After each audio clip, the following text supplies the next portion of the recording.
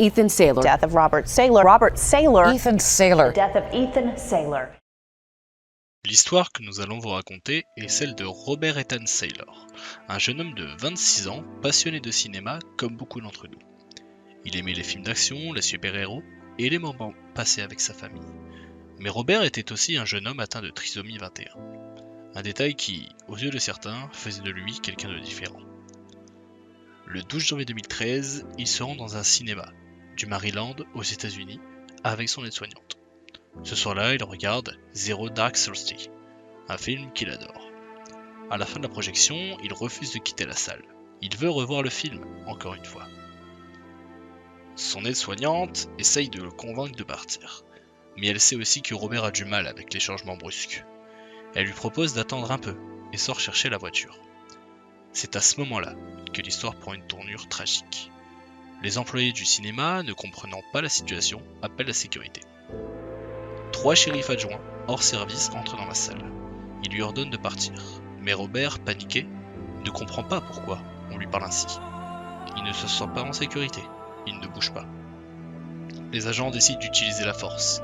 Ils le tirent de son fauteuil, le plaquent au sol. Robert hurle, il supplie, il appelle sa maman. Il le menotte, lui bloque la poitrine, ignorant ses signaux d'alerte. Robert souffre d'un problème cardiaque et respiratoire. En quelques minutes, il cesse de bouger. Quelques instants plus tard, Robert Ethan Saylor est mort. L'autopsie révèle que Robert est mort asphyxié. Sa position au sol, le poids exercé sur lui, son handicap, tout cela a contribué à son décès. Un homicide, voilà ce que dit le rapport.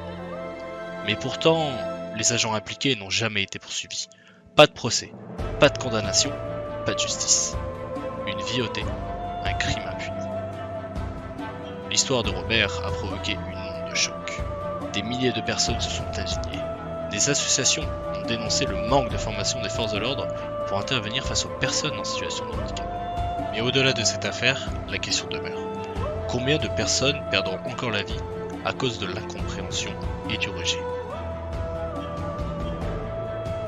L'histoire de Robert Ethan Saylor n'est pas une exception. Elle révèle un problème plus vaste, celui du regard porté sur les personnes en situation de handicap. Trop souvent, elles sont perçues comme un problème, comme un fardeau, plutôt que comme des individus à part entière. Nous devons changer cela. La sensibilisation est essentielle. L'éducation, la formation et surtout le respect. Alors ne restons pas indifférents. Informons-nous, agissons, respectons.